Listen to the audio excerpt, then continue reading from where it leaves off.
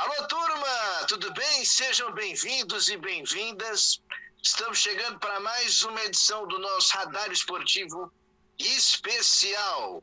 E hoje, para falarmos de tudo o que aconteceu na Copa do Mundo, senhoras e senhores. Sim, a Copa acabou, né? Com os hermanos campeões, a Argentina, depois de uma final épica, de um grande jogo contra a França, campeã da Copa do Mundo. E claro, tudo isso vai ser assunto a partir de agora. Teve, né, as curiosidades, os detalhes da Copa que nós vamos trazer. Vamos falar sim sobre seleção brasileira. É inevitável conversar sobre a seleção brasileira, né, que ainda segue sendo o nosso maior produto, o maior interesse. E claro, tudo isso já, né, pedindo aí a sua inscrição aqui no canal, né? Se inscreve aí no canal do Portal Galera Mix no YouTube, já deixa o seu like, já ativa o sininho, tá bom? Você que está chegando aqui pela primeira vez, seja muito bem-vindo ao nosso canal, ao canal do Portal Galera Mix no YouTube. Mais uma vez, como já de costume, Teco Barbero, que vai conversar com a gente, trazer os detalhes, vamos conversar muito sobre essa Copa. Teco, tudo bem? Fala, Gustavo e turma do Galera Mix, é sempre muito bom estar aqui com vocês mais uma vez, né, para falar daquilo que a gente adora, que é futebol, né, e de um assunto que eu amo muito, que é a Copa do Mundo, né, sou um verdadeiro apaixonado por isso, para falar dessa Copa que foi emocionante. Ela foi a Copa da Mobilidade, a Copa da Tecnologia, mas também foi a Copa de algumas manifestações políticas, Copa das Zebras, né? Tudo isso a gente vai falar aqui e, obviamente, não tem como não destacar a nossa seleção brasileira, que não foi o que a gente esperava, né? A gente tinha muita expectativa antes da Copa, infelizmente não foi o que aconteceu e também a gente vai explicar tudo aqui, vai comentar tudo aqui. Verdade, Teco. Vamos analisar a Copa, projetar também um pouquinho, tentar projetar um pouquinho desse futuro que vem, né, por aí. Mas, Teco, essa Copa, né, uma Copa, por exemplo, a primeira vez que ela é feita no final do ano, né? Isso foi uma novidade, né? Uma Copa no Catar, né? Os estádios, assim, muito próximos, né? Os estádios assim bem próximos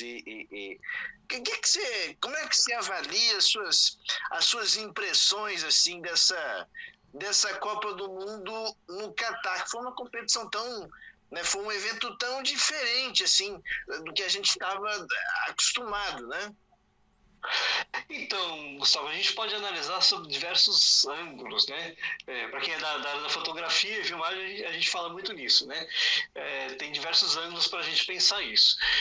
Como no ângulo da difusão do futebol, eu acho que foi fantástico, né, o futebol indo para o mundo árabe, ele sendo mostrado, né, trouxe aí muito avanço nos últimos 4 anos para o Catar, né, então atendeu aí essa expectativa. No ângulo esportivo, eu acho que foi um bom espetáculo, né, foi a Copa com o maior número de gols, né, com o menor número de dúvidas de arbitragem, né, por conta da tecnologia. Essa proximidade, né, foi a Copa da Mobilidade, então 70 quilômetros separavam a maior distância, mostrou na televisão aí brasileiros que viram todos os jogos, o cara mostrando com orgulho ali todos os ingressos, né, coisa que num país maior é praticamente impossível, né. Então a gente teve isso. A gente teve outras óticas, né, questão aí que foi falado de direitos humanos, na construção dos estádios, você tem as questões culturais que são muito diferentes, e isso foi até certo ponto bom ser mostrado para a gente entender as diferenças. Outras questões já foram um pouco mais complicadas, né? Você teve a questão da bebida, extremamente cara e proibida. Então, assim, eu acho que foi uma lição para o futebol. Não sei se a gente tem uma viabilidade do mundo árabe receber um evento como esse, pelas características, né? Então, todos esses aspectos, eu acho que, assim, a gente sai positivo, mas precisa pensar um pouco nas questões político-culturais aí, que, querendo ou não, gostem ou não, faz parte da vida das pessoas. E o futebol, ele não consegue ficar longe disso, tanto que a gente viu isso na Copa. Então, tirando isso, acho que foi um espetáculo. Pois é, Teco, é muito bem colocado, né? Como e quando você pega uma competição, né, uma Copa do Mundo, esses aspectos culturais, né, eles são muito evidenciados, né, são muito visíveis, muito mais do que, por exemplo, as próprias competições de clubes que a gente acompanha, que já são corriqueiras no calendário do futebol mundial, né? Mas a Copa do Mundo ela tem esses aspectos diferentes. Você comentou essa questão da própria Copa no mundo árabe, algumas restrições, por exemplo, a proibição de venda de bebidas, enfim. Como é que você... Aí eu já pergunto a própria postura da FIFA nisso. Porque um dos imbróglios que inclusive foi a proibição de venda de bebidas alcoólicas nos estádios, né, da cerveja, envolveu diretamente uma patrocinadora da Copa, da FIFA, né, e que chiou bastante. Como é que você vê a questão da entidade FIFA, se a FIFA poderia ter tentado intervir ao governo do Catar para que não ocorresse essas situações nos estádios, ou é algo cultural? Como é que você imagina, já que tinha uma patrocinadora no meio disso tudo que botou uma dinheirama ali, né? Então, Gustavo, no meu modo de pensar, a FIFA falha, porque é o seguinte, a partir do momento que você sacramenta aí uma Copa no Catar, você sabe como é a cultura desse país, né? Não descobriram, assinamos um contrato no dia seguinte, é assim, ali, poxa, eu não sabia, não foi assim. Né? Então, a partir do momento que assinou o contrato, é o seguinte, chama patrocinadores, né? Bom, chama o departamento comercial, tá, como é que nós vamos trabalhar o patrocínio aí na Copa do Catar? Lembrando que o país tem várias restrições. Chama o governo do Catar, fala, é o seguinte, a FIFA, você sabe, trabalha assim, tem esses patrocinadores, né? E aí, que posição nós vamos adotar? Isso tinha que ser resolvido no primeiro ano, né, de confirmação. Porque aí você chega para uma patrocinadora dessa e fala, é o seguinte, você quer comprar? Só que é assim, aqui é assim, você vai ter que vender a tanto, o perímetro é longe do estádio, não tem lá, interessa para você? Aí o patrocinador depois responde, olha,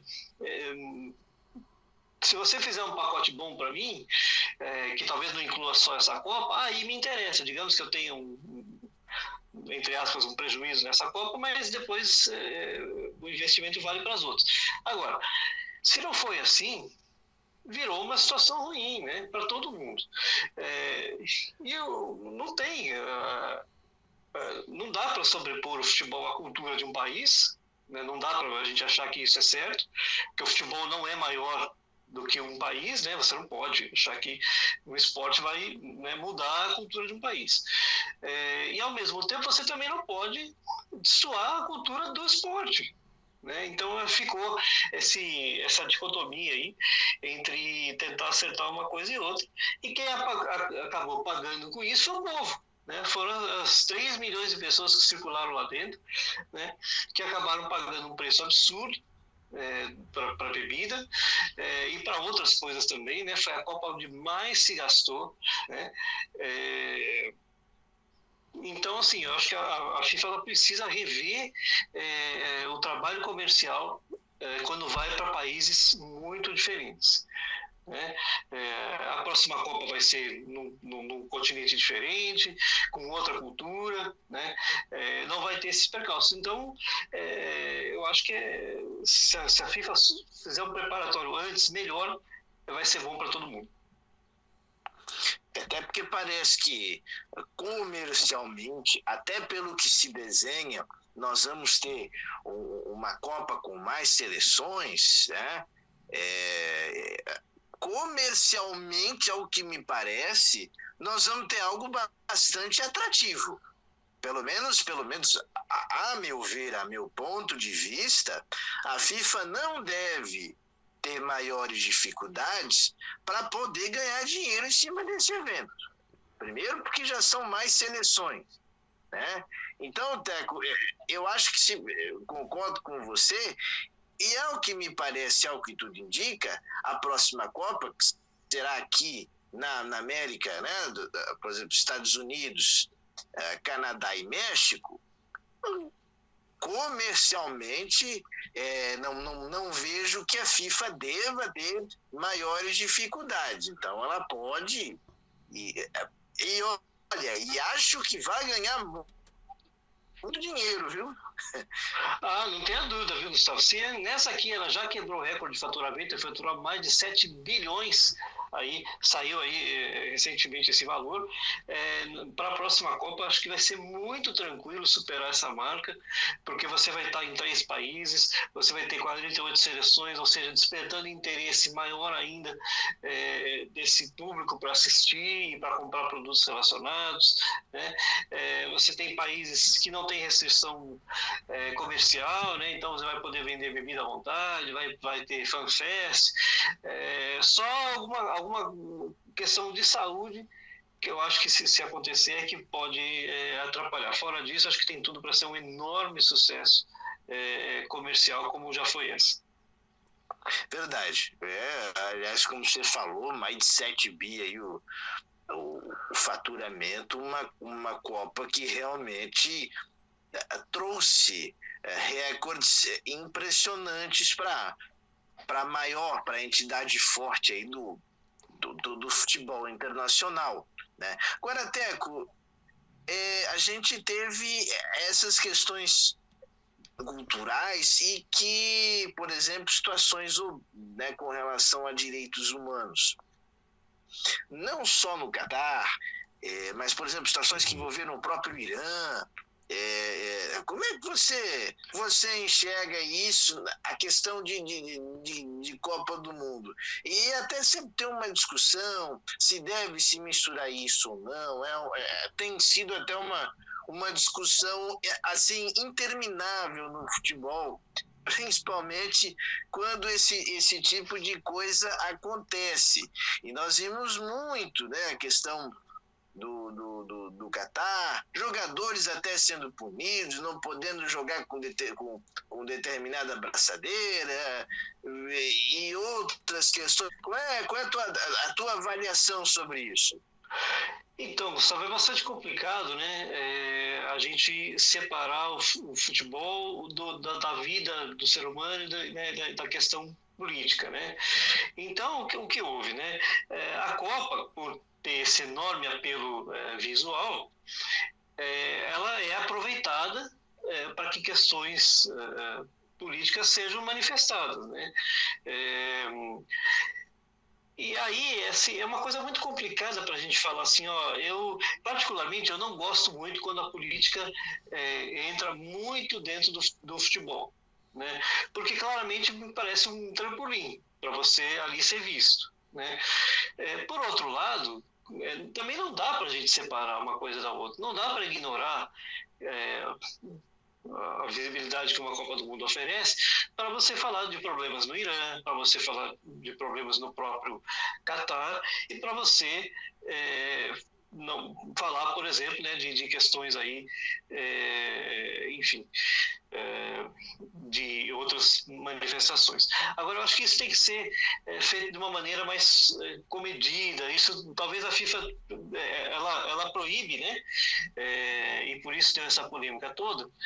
Então, eu acho assim, que não dá nem para proibir veementemente, mas também não pode ser uma coisa extremamente aberta, porque senão vira um palanque, os campos viram palanque. Eu acho que esse é o cuidado que precisa ser tomado. Precisa se encontrar um meio termo, né? para que isso seja feito de uma maneira que as pessoas acompanhem, vejam, se conscientizem, né? O futebol não usa aí campanhas contra racismo, campanhas de vacinação, campanhas para uma série de coisas, né? Então, isso é inerente ao futebol. Agora, acho que se você determinar um período, olha, isso pode ser feito na entrada de jogadores antes do jogo, ok? E é só ali, tá? Ou até antes da bola rolar. Perfeito. Torcida. Sei lá, uma parte da arquibancada, no lugar X, que é permitido isso. Sabe, você colocar algumas restrições. Mas proibir também já acho que não é o caminho. O que me parece, e até ouvindo o teu... é que, na verdade, a equação não é fácil de se fechar. Não, me parece, assim, uma conta bem complicada, principalmente para a entidade, para a FIFA ou a qualquer, enfim, entidade que está organizando, seja ela qual for a competição, mas é realmente, assim, uma coisa muito complicada. Eu acho que a Copa do Mundo no mundo árabe, né, ela trouxe à tona esses detalhes, e que talvez o futebol vai ter que estar preparado para lidar com isso. Como que vai se dar do ponto de vista político, comercial, né? Afinal de contas, o futebol ele já foi, mas agora mais do que nunca é cada vez mais um produto, né? Um negócio, e que se tem várias possibilidades de você gerir e vários fatores que se levam em consideração. Agora, o que eu vejo não é realmente uma equação fácil de você fechar, cara. Não... Pois é, só que tem alguns temas que precisam ser colocados, né? O que você passa no Irã, você não pode passar em branco com aquilo. Né? E o Irã não permite que isso seja feito lá dentro. Então, é um caso diferenciado. Né? A questão da não aceitação, né, de LGBTQIA+, dentro do mundo árabe, é uma coisa que precisa ser colocado. Né? A gente entende que é uma questão cultural e tudo mais, mas essas pessoas são pessoas. Né? Justamente. Então, assim, é diferente, esse tipo de situação é muito diferente de uma manifestação política, de uma propaganda política para você votar no ciclano, né, em alguém, né? Aí não. Então, por isso que precisa ter um critério, precisa ter um conselho, precisa ter padrões, né? E aí sim, eu acho que a única forma que se tem é chamar a sociedade para dentro da FIFA, né, e dentro dos países, e colocar isso. Né? A gente já teve problema aqui no Brasil com manifestação dentro do vôlei, né, de punição. Então, assim, e olha que o Brasil é um país livre, né? Então é complicado. Eu penso que talvez um conselho de diversidade feito e nomeado até pela própria entidade poderia ser uma solução, pelo menos, né, ou pelo menos buscar para que isso seja execuível. Né? Para que você comece a traçar essas diretrizes. Por exemplo, você não vê jogador tomando cartão amarelo porque fez lá enfim, uma manifestação, por exemplo, contra o racismo, homofobia, ou enfim, assim, é uma questão que me parece que a FIFA e qualquer, né? Você falou muito bem do vôlei, teve um problema aqui no vôlei, né? Quer dizer, acho que vai ter que se procurar dentro e como você falou, ouvir essas pessoas, talvez com conselho, com comitê, não sei. A gente está só sugerindo aqui, porque isso aí é a FIFA que tem que fazer. Mas talvez seja uma alternativa para você poder ouvir esses grupos e estabelecer alguma diretriz para as competições que são realizadas, seja pela FIFA, seja a CBF ou quem quiser fazer, porque eu acho que não dá para ter essa confusão toda a competição que acontece. Pois é, isso precisa ser resolvido, precisa ser criado, né? Você pode ter variações de países, né? Obviamente o mundo árabe não vai ser igual aqui, né? Mas não dá para a FIFA fingir que nada aconteceu. É o seguinte, aqui não pode fazer nada, é tudo proibido e a gente faz o que dá. E aí o jogador fica insatisfeito, né? Torcedor fica insatisfeito e o futebol perde a essência que é o social, né? Então que a FIFA inclusive diz muito isso. Nós estamos fazendo no mundo árabe, porque o futebol abre porta, nós queremos fazer mais na África, o futebol... Então você não pode fechar a porta para essas questões da sociedade.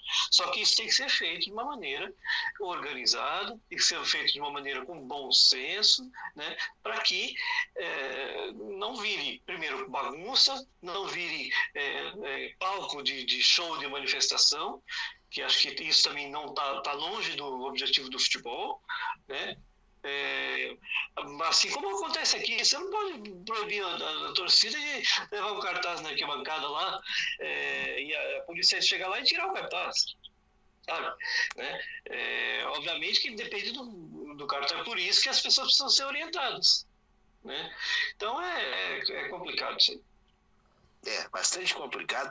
Acho que é um assunto que ainda vai render e deve render cada vez mais, porque nós vamos ter uma Copa do Mundo com 48 seleções a partir de 2026.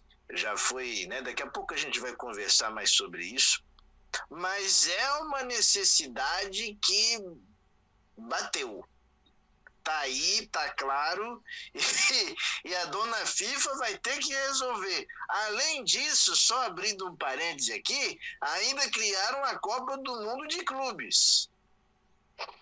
Pois é, que ninguém sabe quando vai ser, onde vai ser e como vai abrir espaço no calendário para enfiar 32 clubes numa Copa. A ideia não acho a ideia ruim, mas precisa entender como é que é o calendário, porque se já é difícil fazer uma copinha de clubes com 4, 5 clubes, imagina com 32. Exatamente. Então tudo isso vai ser assunto para que a FIFA resolva. Para que a FIFA ela que vai ter que resolver e criar essas condições para que a gente não tenha atropelos. E não dá para ficar você reprime jogador tal ou fulano de tal por determinada situação, ou enfim. Mas a FIFA também não especificou nada, né?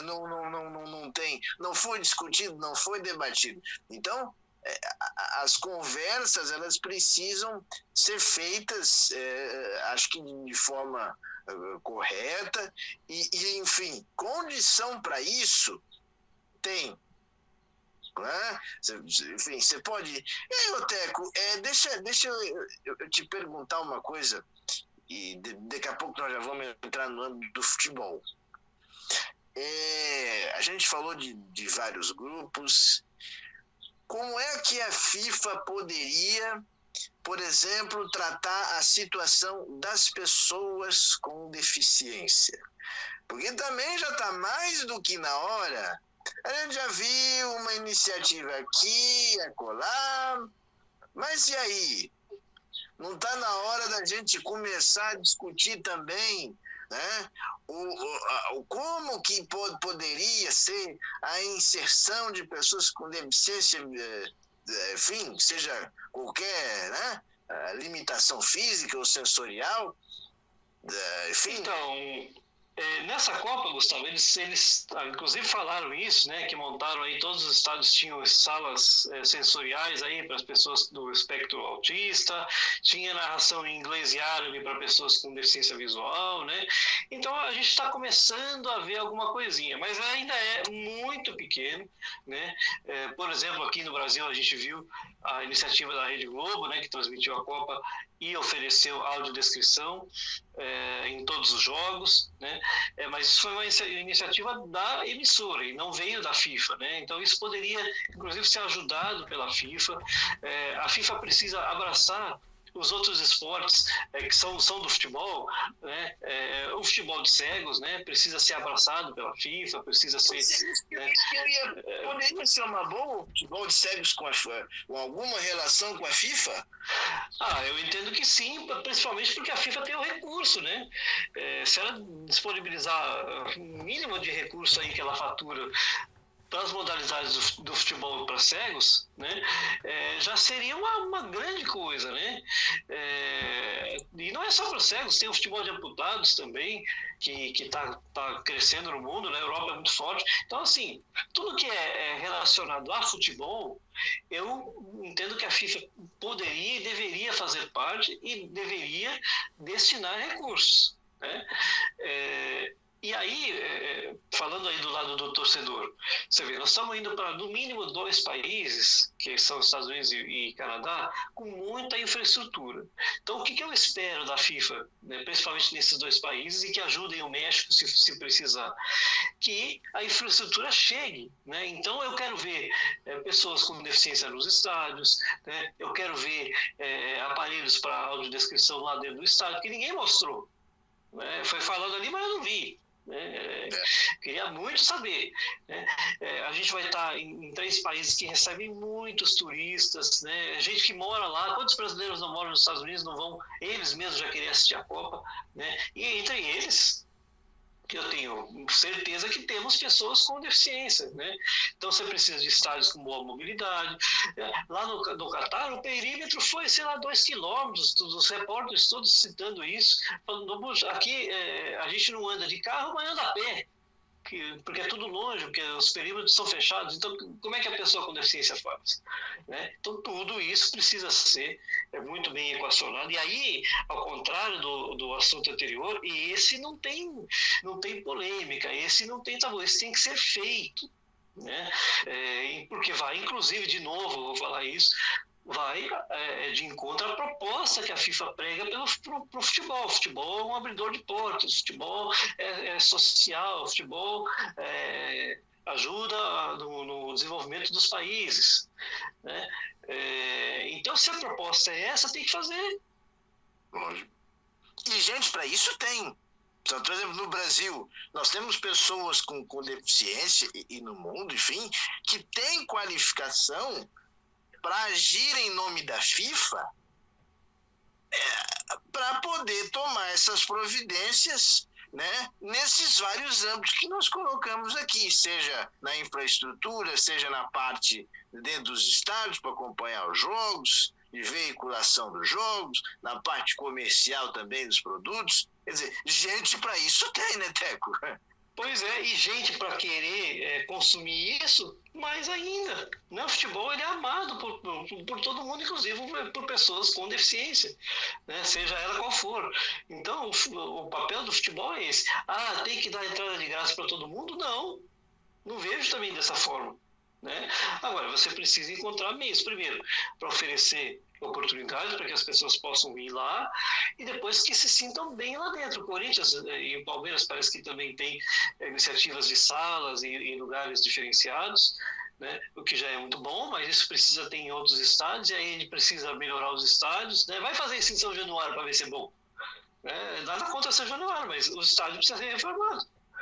Né? E assim por diante, tem tantos outros aí que a gente pode citar, mas isso precisa ser feito.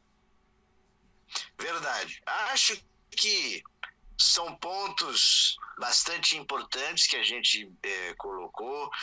Mais alguma consideração, Teco, sobre isso, para nós já partirmos para o futebol ou enfim? Não, é só mesmo para dizer que a gente espera que a FIFA ela não se contradiga. Né? Então, se ela prega que o futebol é tudo isso que a gente já falou, que torne o futebol isso. Não finja que o futebol é isso e na hora da prática não faz. Né?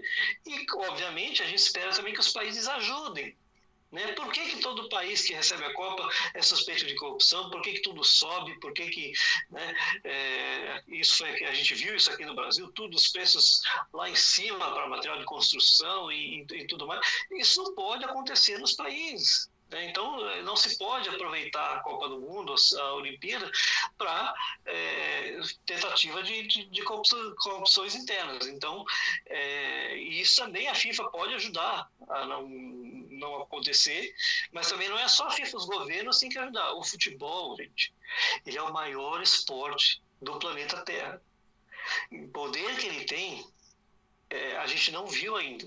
Só que isso só acontece se as pessoas que trabalham lá e quem trabalha na composição dele, que nesse caso são os países, fizeram o trabalho corretamente, senão vira corrupção. Verdade. Verdade. Muito bem lembrado, enfim, foram alguns aspectos que a gente trouxe aqui. Bom, vamos para o futebol. Uma Copa do Mundo com bastante gols, como já foi comentado no começo do programa, algumas zebras. Acho que primeiro, por exemplo, destacando a seleção anfitriã até com uma participação muito fraca, né? Em campo a gente via que a seleção do Catar não tinha condições de estar enfrentando de igual para igual as outras seleções, ou pelo menos em alguns momentos ela acabou, lamentavelmente, mostrando isso, né? E encerrou a sua participação com 3 derrotas, né? Lamentável, né? A participação do Catar foi a pior seleção da Copa, né? Logo depois veio o Canadá, que se esforçou, mas também ainda acho que falta muito para evoluir. O Canadá vai ter 4 anos daí para tentar evoluir mais e fazer um papel melhor na próxima Copa em casa, né? O Catar ele tentou fazer uns investimentos, né? Trouxe um técnico estrangeiro, mas não adianta, né? Na hora do vamos ver, não conseguiu ser eficiente, né? Assim como a Arábia Saudita também tentou fazer um bom papel, surpreendeu todo mundo, né? Ao vencer a Argentina no primeiro jogo, né?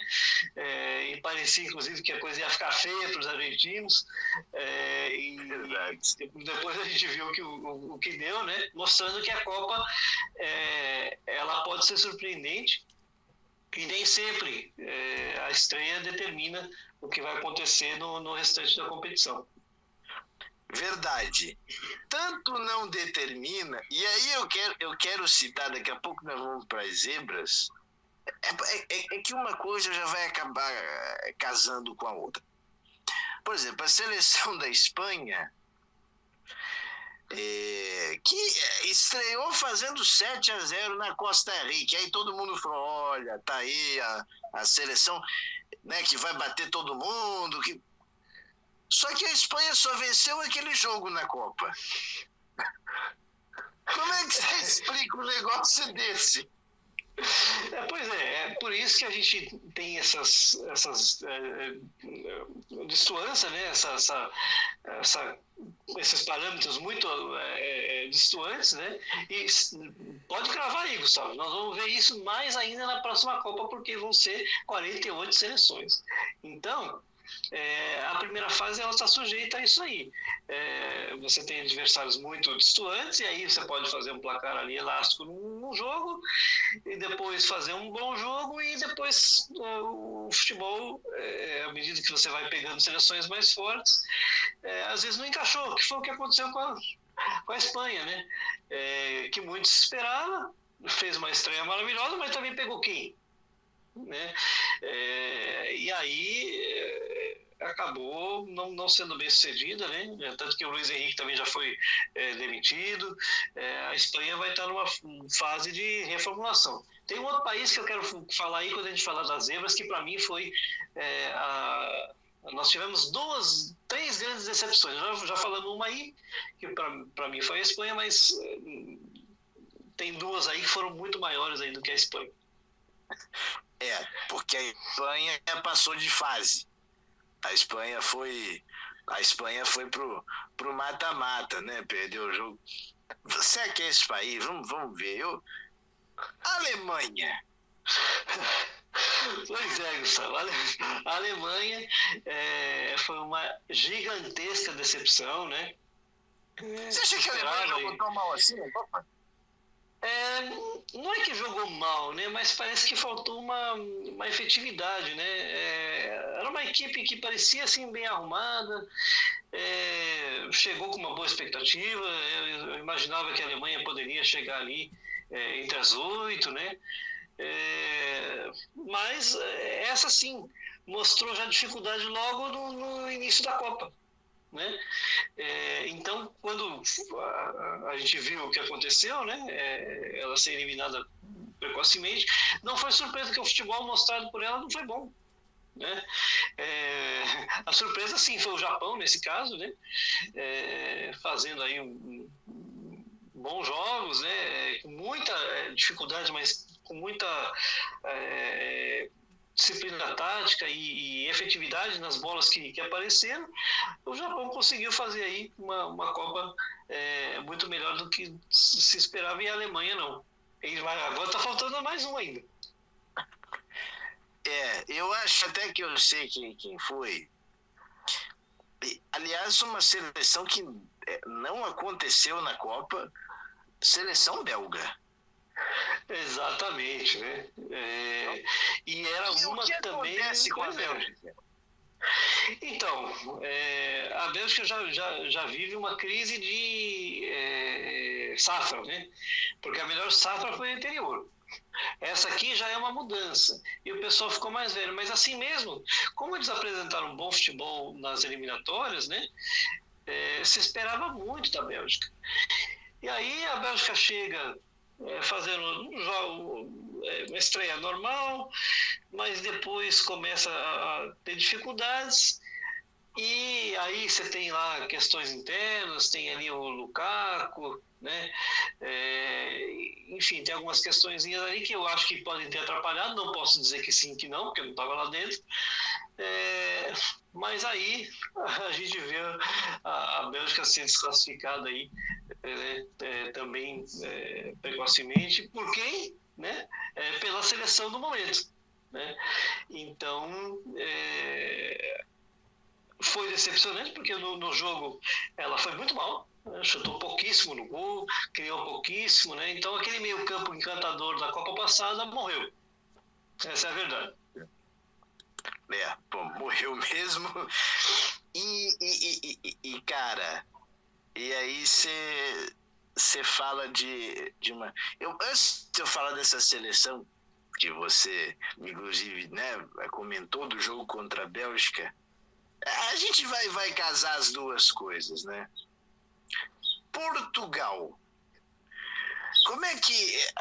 Você vê, teve aquele episódio do Fernando Santos com o Cristiano Ronaldo, né? Ou do Cristiano Ronaldo com o Fernando Santos. Uma geração belga, melhor, portuguesa, né? A geração portuguesa tida como um time de muita qualidade. E, enfim, como é que você viu a participação da seleção portuguesa na Copa? Então, Portugal também chegou com uma alta expectativa, né? Eu, particularmente, nem estava com expectativa sobre Cristiano Ronaldo, mas o time era muito interessante, com uma qualidade técnica média muito boa, né? Parecia um time muito arrumado, né? Tanto que faz uma primeira fase mais razoável, não fez uma grande primeira fase, mas fez uma fase razoável, né? Inclusive com o Cristiano Ronaldo não indo tão super bem, mas não indo mal, né? Tanto que ele faz gol na Copa, né? Mas aí eu acho que também teve um problema interno, né? Algum problema de ambiente que a gente viu depois, né? Não sei se chegar, né, ter levado o Cristiano Ronaldo para essa equipe aí foi a melhor coisa, né? Talvez isso tenha contaminado o ambiente. E aí Portugal entra já achando que está classificada e acaba não conseguindo também, né, a classificação ali para passar para as oitavas. enfim, de uma forma até meio melancólica, né? A gente não viu Portugal criando, não viu Portugal, né? Foi um jogo mais do desespero do que da técnica que eles poderiam oferecer. Tanto é que o melhor jogo foi aquela goleada contra a Suíça nas oitavas, né? Que ali se teve a impressão que Portugal iria deslanchar, né?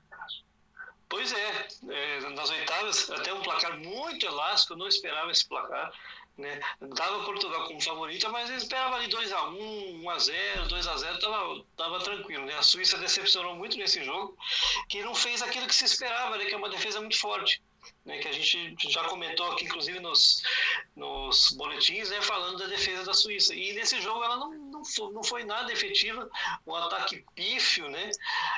O Chaka não foi bem nesse jogo. E Portugal acabou passando o carro mesmo, né? E isso deu uma confiança grande. Só que aí chegou na outra fase e aí tudo isso parece que gastou na fase anterior. Agora, teve uma seleção do grupo de Portugal e até naquele momento teve uma discussão muito forte sobre arbitragem, que foi a seleção uruguaia. Também o treinador demorou uma semana, 500 anos para botar o Arrascaeta a jogar. Isso simplesmente custou a classificação do Uruguai na Copa do Mundo. Isso está muito claro.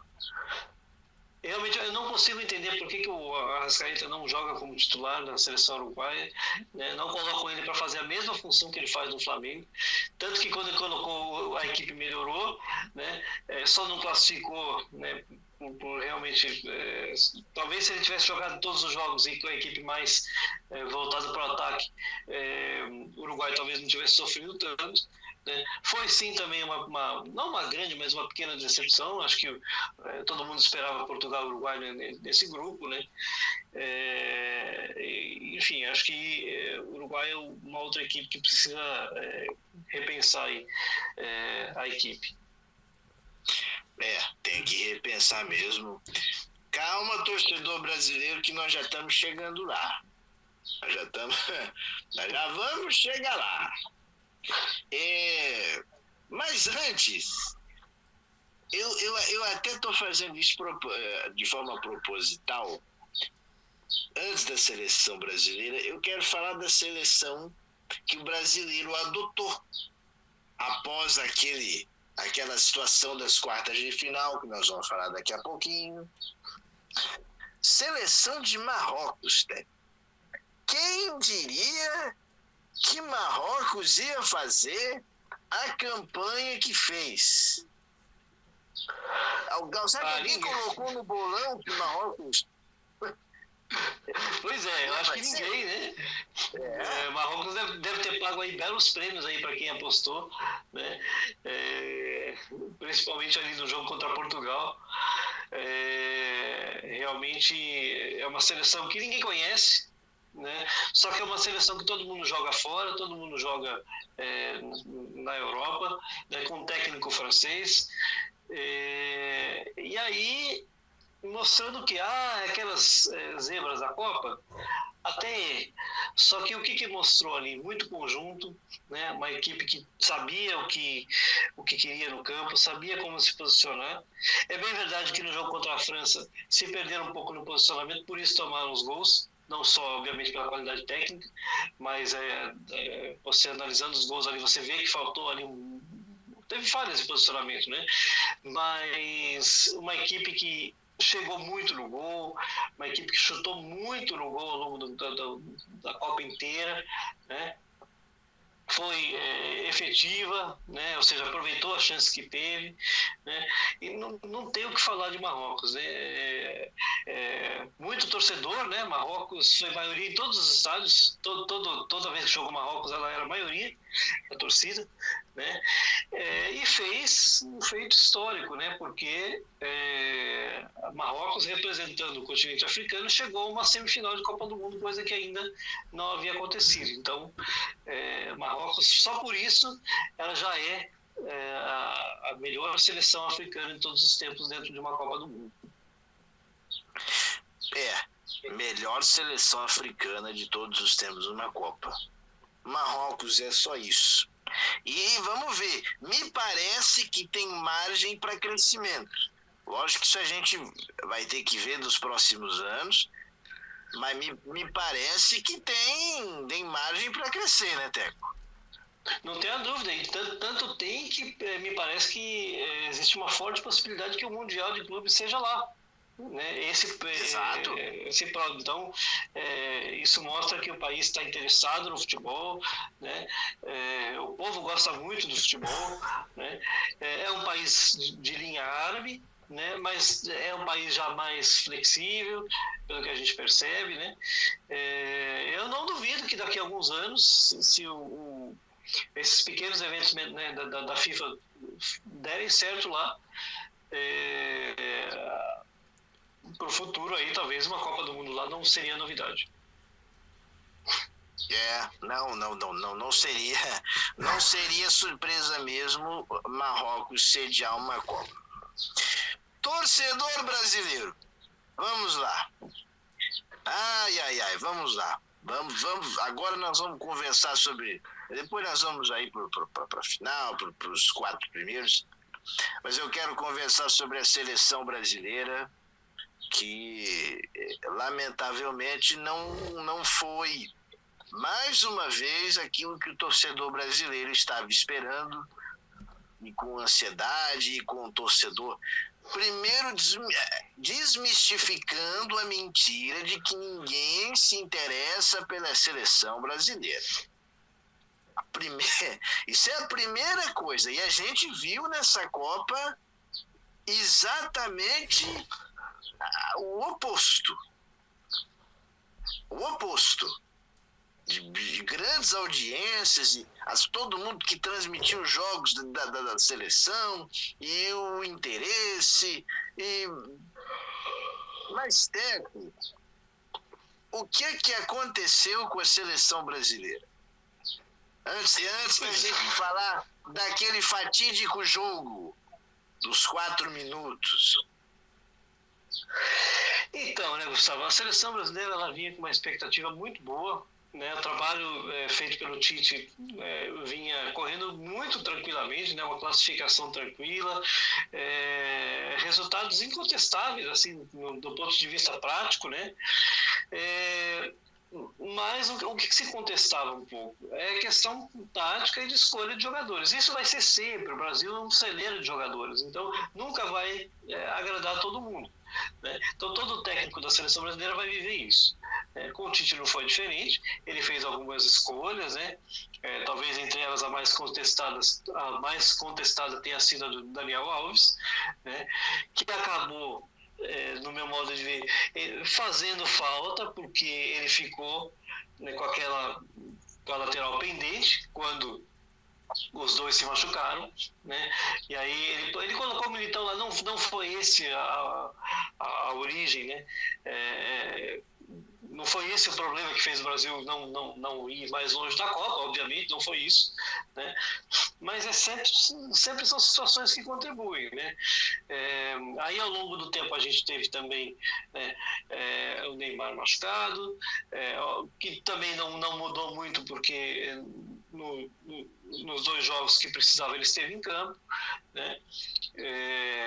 Mas o Tite acabou poupando o time no jogo contra Camarões, provocando uma derrota histórica, né? Isso vai ficar, infelizmente, para ele, né?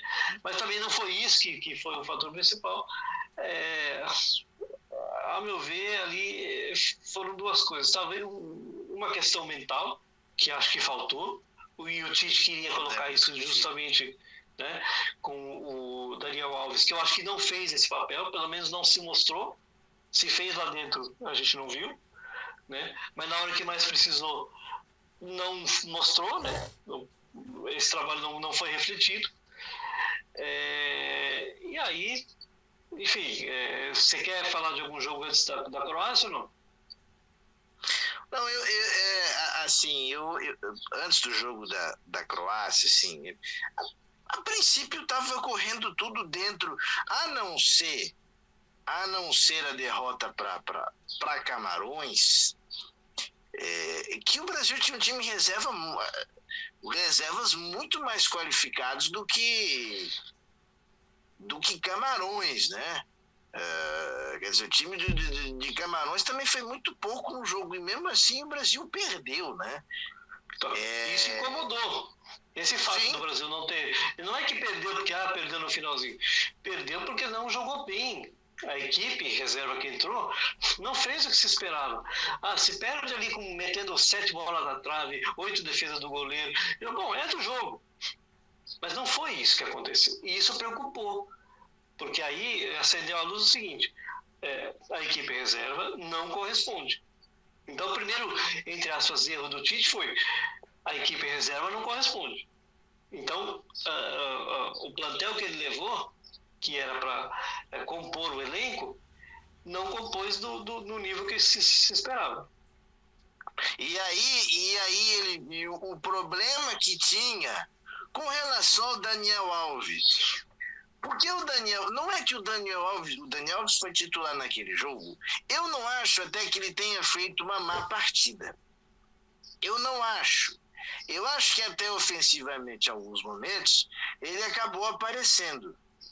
Só que ficou muito claro que o Daniel Alves, que nunca foi um grande marcador, historicamente, ele nunca foi um grande marcador, naquele momento, menos ainda, com 39 anos. E aí, em alguns momentos do jogo, o Daniel Alves virou uma avenida. Ele virou uma avenida para a seleção de Camarões. Naquela situação, naquele jogo, Teco. E aí ficou claro o problema que o Tite arrumou ao levar o Daniel Alves. Por isso que eu comentei para algumas pessoas na época que era o seguinte: você quer levar o Dani Alves para dar uma palavra de motivação, para ele passar tudo que ele viveu, então, chama ele. Fala: Dani, seguinte, vem aqui fazer parte da comissão técnica aqui, vem ajudar do modo que a gente imagina, e dá espaço para uma pessoa mais jovem que vai compor o elenco para fazer a função. É simples, é simples de resolver isso. Por que levar ele como jogador? Esse é o meu ponto, né? Não tenho nada contra o Dani Alves estar lá, né?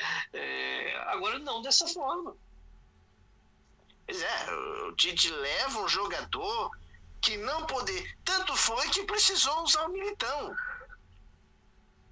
Né? O Brasil tinha um lateral da posição no banco, mas que não tinha condição de jogar. Ele teve que improvisar um zagueiro para jogar na direita. Não foi nem um problema, porque o Militão já fez essa função. Mas, claramente, quando o Brasil necessitava de um apoio na direita, nós tínhamos problemas e tivemos problemas. E tivemos problemas na Copa, não sei se você tem essa percepção também, Pé? Sim. Mas do lado direito o Brasil tinha problema de apoio. Aliás, as laterais foram um problema. Pois até porque você não viu um cruzamento efetivo que gerasse uma situação de gol, a não ser aqueles cruzamentos de dentro da área, né, que acabou sobrando. Aí você teve aquele belíssimo gol do Richarlison, você teve as jogadas de entrada da área, mas cruzamentos na área, alguém, por exemplo, cabecear e ameaçar o gol, não teve, né, porque realmente as laterais foram comprometidas. Esse é um fato, né? Foi isso que fez o Brasil perder a Copa? Não. Mas é que o que poderia ser uma válvula de escape, e que foi em muitos momentos que o Brasil teve, historicamente, né, acabou não sendo nessa Copa. Né? Acabou. Agora, ainda vamos entrar naquele momento cruel, difícil, que é o jogo contra a Croácia. Né? Aliás, uma outra coisa que eu gostaria, e que acho que vai ilustrar também esse jogo contra a Croácia, Enfim, mas depois eu comento. Teco. Mas o jogo contra a Croácia, a gente vai discutir por anos isso. A gente vai discutir esse jogo por muitos anos. Porque, assim, eu acho que o jogo estava... Eu não previa facilidade no jogo contra a Croácia. Se imaginava um jogo difícil. E se imaginava que a Croácia ia, em eventual momento, fazer o que estava fazendo, ter a posse de bola, tentar controlar, tentar preencher e ganhar no meio. Era fato. Mas como foi dar errado, Teco? Então, só deu errado porque primeiro que o Brasil não foi eficiente o suficiente para resolver o jogo dentro dos 90 minutos. Né? Eu também não esperava nenhuma grande facilidade, esperava um jogo bastante defensivo e reativo da Croácia. Só que assim, o Brasil, ao longo do jogo, criou pelo menos 4 boas situações que poderiam ter sido revertidas em talvez 2 gols durante o jogo, né? E ao contrário do que aconteceu na prorrogação, o Brasil foi pouquíssimo ameaçado durante o jogo, né? Então, assim, o Brasil não pôs para dentro, esse é fato. Né? Aí quando que conseguiu fazer isso? Na prorrogação, todo mundo já extenuado, né? E aí numa jogada de tabela rápida e uma jogada individual do Neymar, ele acabou fazendo o gol, né? E aí entra, talvez, é difícil de explicar, porque assim, é uma seleção que já todo mundo ali era maduro, todo mundo joga na Europa, né? Faltavam 4 minutos, né? E aí não podia ter como disse o Galvão na transmissão, olha aí, essa é a bola do jogo, né? E aí ela vem da onde? Ela vem de uma bola lateral, um cruzamento lateral. Né? A bola desviou no Marquinhos, aconteceu fatores imprevisíveis, mas o futebol é assim mesmo. Agora, o que você tem que fazer? Matar a jogada. Faltam 4 minutos para acabar o jogo. Resolver os nossos problemas naquele jogo. Pois é. Então, assim, o futebol e a Copa do Mundo, ela se resolve nos detalhes. E foi o detalhe que tirou a gente, né, de fora. Depois do pênalti. O pênalti já é outra história. O pênalti você tem vários fatores para dizer por que cada jogador perde o pênalti. Você tem fator físico, fator emocional, né? E pode ter certeza. A culpa foi do Rodrigo. O Rodrigo vai estar na próxima Copa, com certeza. Vai ser o mesmo Rodrigo? Não. E quando você perde um pênalti numa Copa e, enfim, acontece um fato assim, você amadurece muito, né? Agora, um outro fato que a gente achou que era uma coisa e virou outra, é que todo mundo falava assim, inclusive eu, o Brasil não está Neymar dependente, o Brasil está com uma equipe legal, diferenciada, e assim, a gente viu que precisou. Pois é. Só que o Neymar também, assim, ele fez o gol, foi bacana, mas ele durante o jogo também não conseguiu ser efetivo. Não foi aquele jogador de criação, ou pelo menos de ação direta. Né? E aí vamos entrar no mérito do Tite. Puxa, o jogo está difícil, está apertado, né? A gente já estava jogando de uma forma sem um centroavante clássico. Será que não era a hora de colocar um centroavante clássico, né? Para meter aí sim, né? Para chegar essas bolas para o Pedro, cabecear para dentro do gol, para o Pedro fazer parede, né? Porque era isso que o jogo estava pedindo. E ele pôs o Pedro no momento do jogo que assim, ele demorou para colocar o Pedro. Então, daí já não deu mais tempo, né? Quando ele colocou o Pedro, aí já estava para finalizar o jogo, e na prorrogação nós não chegamos dessa forma. O Pedro pode, se você contar lá os minutos que o Pedro pega na bola, é quase nenhum. A bola não chegou para ele. Quase.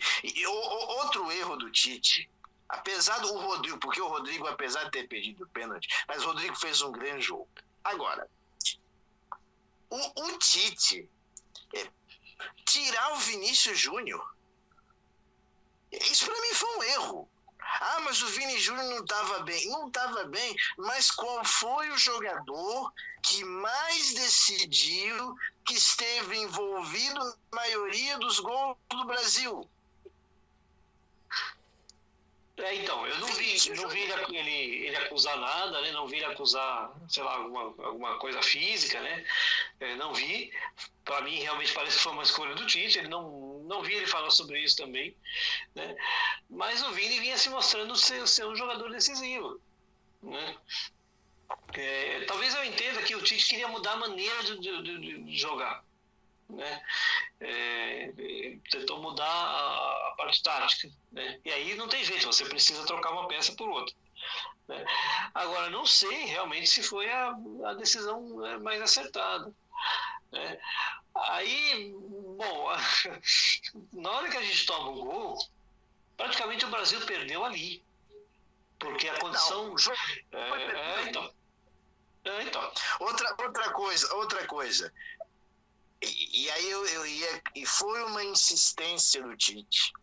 No jogo com a Suíça, quando ele entrou, gente, eu não quero, não estou perseguindo ninguém porque não é correto, mas isso estava sendo alertado a Copa inteira.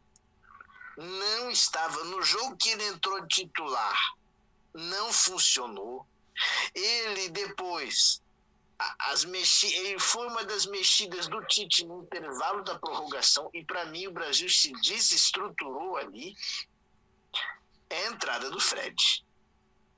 O Fred, e não estou aqui apontando como culpado, não é isso, é um jogador importante na Europa, mas ele não estava funcionando na seleção brasileira. Para mim não estava. E quando o Tite mexe no intervalo, o Militão, porque parece que pediu para sair. Então ele tem que mudar a estrutura, botar o Alexandre para a esquerda e o Danilo para a direita. Já foi uma mexida estrutural. O Fred entra no lugar do Paquetá. E olha para o azar do Tite, o gol da Croácia tem jogadores envolvidos nessa substituição na jogada. Assim, eu vejo que o Fred não funciona durante a Copa e não funciona no momento que ele entra na prorrogação. Tanto é que ele não está na posição dele na hora que sai o gol. Então, por isso que a gente fala, né? Quando você mexe na estrutura do time, né? Até o próprio Tite fala isso, né? A gente tem que observar o que o campo fala, mas ele não ouviu o que o campo falou. Né? E eu concordo, né? Já o Paquetá, ele fez uma bela Copa. O Paquetá fez uma boa Copa, né? Agora ali foi um erro de posicionamento, começando por ele, né? Que depois foi estourar lá atrás na zaga, né? Sendo que a bola era nossa. Nós fomos para o ataque ali sem necessidade, talvez, né? Faltou ali uma rodagem melhor de bola, né? E esperar os caras virem, né? Quem que estava nos desesperando não era a gente, era eles, né? E aí nós demos a bola, perdemos a bola no meio campo e desmontou toda a defesa. Na hora que veio, a equipe tem qualidade, né? Aconteceu o imponderável, é verdade também, isso, enfim, acontece, né? E aí acabou, na hora que saiu o gol, acabou. O Brasil se desestruturou, principalmente mentalmente, aí que faltou aquele trabalho, né? Talvez que seria do Daniel Alves, né? De remontar a equipe. Peraí, não acabou, né? Nós estávamos numa decisão por pênalti aqui, mas não acabou, né? E aí eu queria muito ter estado ali e saber qual era a condição psicológica de cada um. Né? Eu não sei se o Tite perguntou quem que está bem para bater, mas está bem como? Física ou psicológica? Né? Porque talvez não tenha sido o caso do Rodrigo, talvez o Marquinhos também talvez tivesse extenuado. Né? O Marquinhos nunca foi um grande cobrador de pênalti. Né?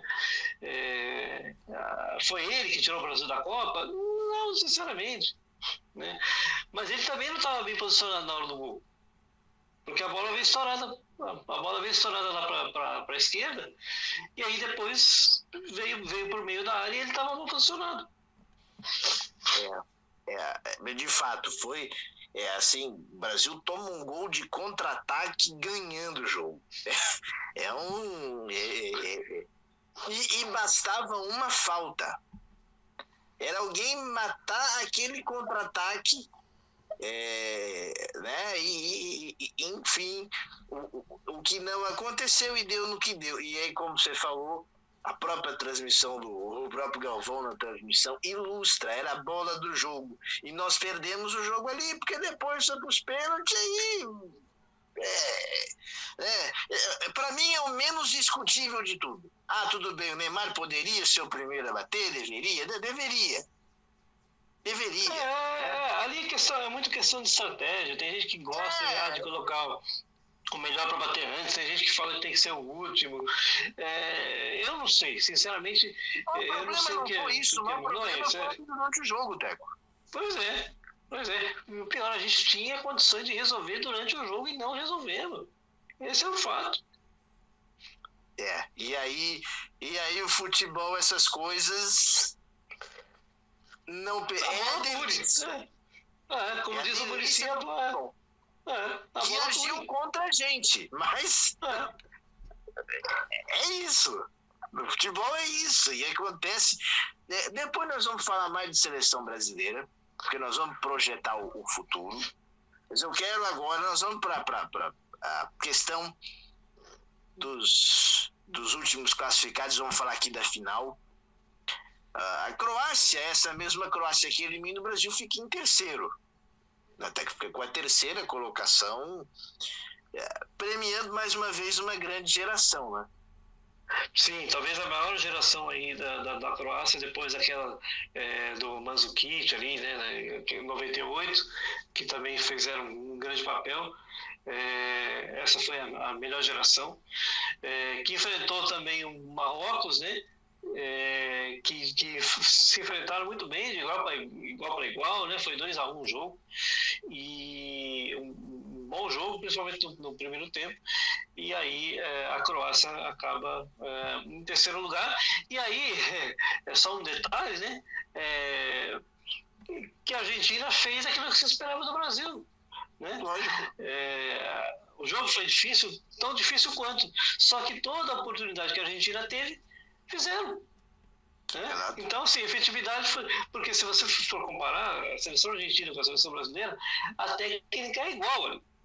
Né? Você tem o Messi, que é muito superior, mas a gente tem o Neymar. Para mim, os nossos atacantes até são melhores do que os argentinos. Só que, assim, qualquer situação que foi criada durante o jogo para a Argentina, eles resolveram. Então, 3-0, né? com tranquilidade, com autoridade, quase não foram ameaçados. Né? E chegaram muito tranquilo na final, até mais tranquilo do que a própria França.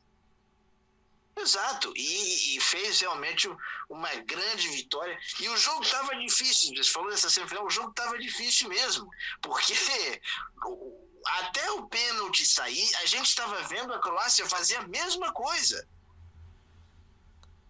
A Croácia estava tentando cozinhar o jogo no meio. Porque você sabia que tinha. Você sabendo que tem um time inferior, a jogada é essa mesmo. Só que aí o que prevaleceu? Técnica, individualidade, criação. Aí acabou sofrendo o pênalti e abriu a porteira. Né? Se o Brasil faz isso também no jogo dele, talvez tivesse criado um pênalti ali durante o jogo, provavelmente a situação seria outra. Não faltando 4 minutos da prorrogação, aí é um jogo completamente diferente. Aí, você foi para prorrogação, cara, aí vira um negócio completamente imprevisível, maluco. E aí a França chega essa semifinal, chega essa final passando por Marrocos, né? Chega passando por Marrocos e a França, que teve muitos jogadores machucados da Copa, ainda perdeu o Benzema, perdeu ou era persona non grata. Não está muito claro o que aconteceu com o Benzema. Mas o fato é que a França eliminou Marrocos e chegou para essa final também muito credenciada, assim como a Argentina, né, Teco?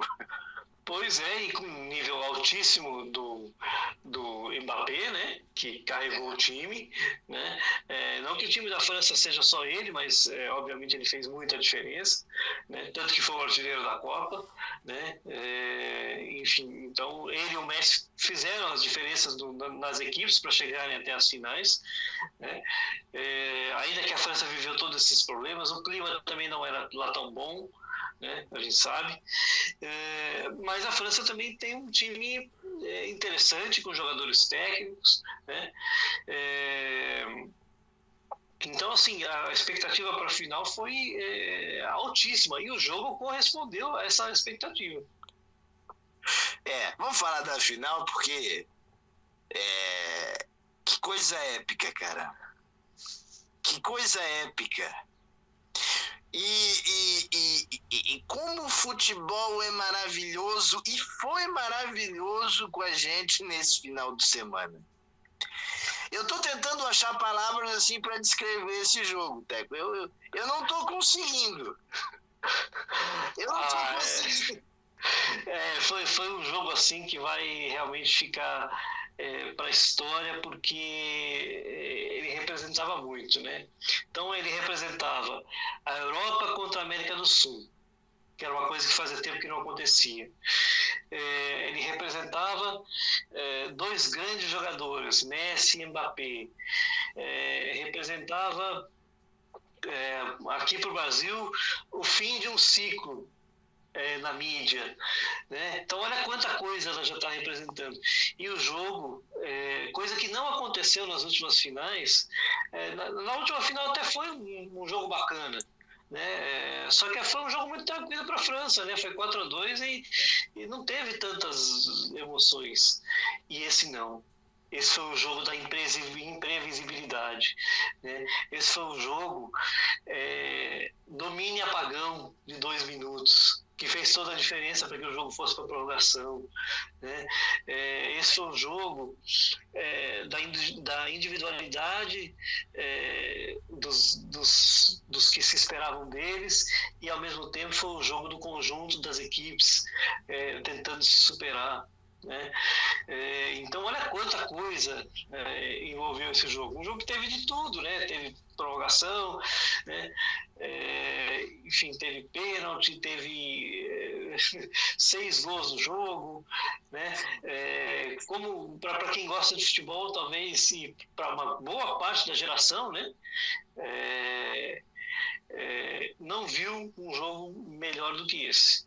Não viu finais melhores do que esse. Por isso eu deixo aqui, Gustavo, eu faço questão de dizer isso, falei esse fim de semana para quem quisesse ouvir. Para você que está acompanhando a gente e às vezes não acompanha tanto futebol, a dica é o seguinte: final de Copa do Mundo, não importa quem esteja lá, se assiste. Porque eu não gosto de futebol, porque não sei o quê. Esquece, final de Copa do Mundo se assiste. Porque daqui a 4 anos você não sabe onde você vai estar. Então isso fica. Cara, é verdade, Teco. Se assiste. Eu estava comentando, se pra gente que estava em casa acompanhando esse jogo foi uma emoção, foi um negócio tremendo, indiscutível, embora a nossa seleção não estivesse lá, e era o que nós gostaríamos, mas foi um negócio indescritível.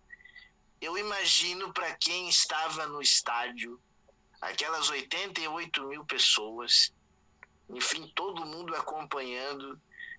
Eu acho que isso é uma coisa que essas pessoas vão levar para a vida. Foi um negócio lindo ontem. Né? Nós estamos gravando aqui na segunda-feira. Foi um negócio lindo, cara.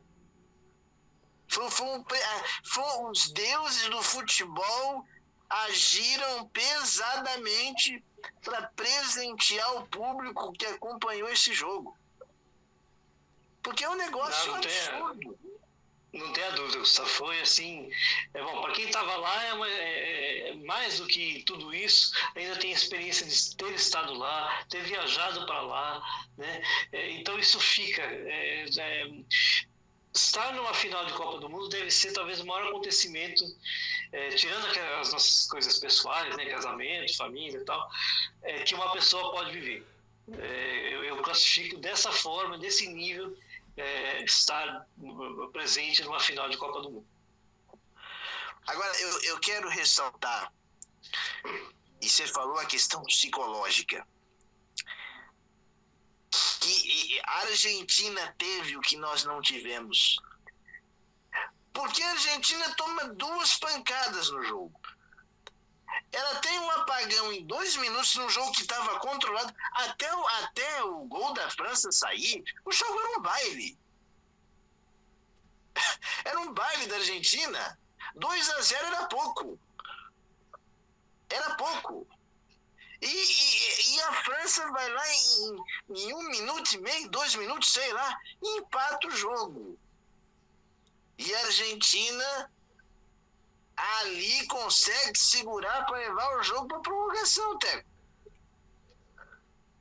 Pois é, a Argentina, eu acho que ela vinha já trabalhando esse nível psicológico desde a derrota lá para a Arábia Saudita.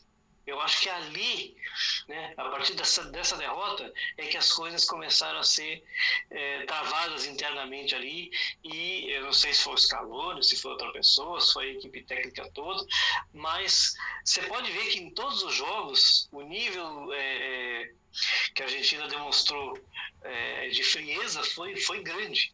Você não via a Argentina desesperada. Nenhum outro jogo, a não ser que aquele primeiro jogo lá que foi estranho. Depois disso, não. E aí, você teve esse momento realmente de apagão. Isso só foi depois dos 25 minutos do segundo tempo. Né? E eu dizia aqui em casa, olha, a França não existiu no primeiro tempo, ninguém jogou ali, não teve chute no gol, não teve nada. Né? Só deu a Argentina. E eu dava como certo, acabou. Né? E aí você tem um lance de pênalti, né, que põe a França de novo no jogo, e logo, segundos depois, você tem um lance que também contou com a individualidade do Mbappé para empatar o jogo. E aí, obviamente, que mexeu com o psicológico da Argentina, claro, não tem como, né, você não ficar. Só que eles tiveram equilíbrio para levar para a prorrogação, saíram na frente na prorrogação, né, com aquele gol esquisito, né? E assim mesmo ainda fizeram mais um pênalti, né? O que levou ao empate. Um empate, o vizinho da prorrogação. Pois é, né? Semelhante ao Brasil, né? Sim. Né? Praticamente na mesma situação, ganhando o jogo na prorrogação. E aí, se não me engano, acho que foi o Otamendi, põe a mão na bola, né? E isso, isso é muito incômodo, é muito desestruturante. Né? Para mim, a França vinha mais forte na hora do pênalti. Só que aí você tem um goleiro pegador de pênalti, coisa que, particularmente, não acho que a gente tinha. Tá fazendo aí essa comparação, né? Quem era o terceiro goleiro? Então. Pois é. Quem era o pegador de pênalti era o terceiro goleiro. Né? Já a Argentina, o seu titular, né? Ainda que seja já mais velho, né? Ele entrou para a seleção argentina com 28 anos e agora ele tem 30, o Martínez. Né? Então veja a situação dele. E aí ele faz essa Copa fantástica, né? Salvando a Argentina, inclusive, ali contra a Holanda. Né? Que também foi um jogo que ela sofreu muito, né? E a França sofreu contra a Inglaterra, né? Então, as duas seleções tiveram também momentos de sofrimento, só que souberam fazer. Né? Coisa que o Brasil não teve muito momento de sofrimento. Qual foi o momento de sofrimento do Brasil? Justo aonde não conseguiu, né? Aonde não teve êxito. Né? E aí a gente viu na hora dos pênaltis, né? O goleiro focado, e todos os jogadores da Argentina que foram chamados corresponderam, fizeram os gols. E os da França esbarraram no goleiro. Né? No goleiro. Você vê, o Messi e Mbappé sendo os primeiros a bater, não que eu acho que isso seja grande discussão, repito, não acho que a discussão principal do Brasil tenha sido a questão dos pênaltis, né? Não acho mesmo. Agora, fizeram e converteram os dois, né? E aí depois a Argentina convertendo todos os pênaltis, a França esbarrando no Martínez, e aquela torcida argentina sendo premiada, porque você pode ter toda a rivalidade, mas, cara, é lindo ver os caras torcer.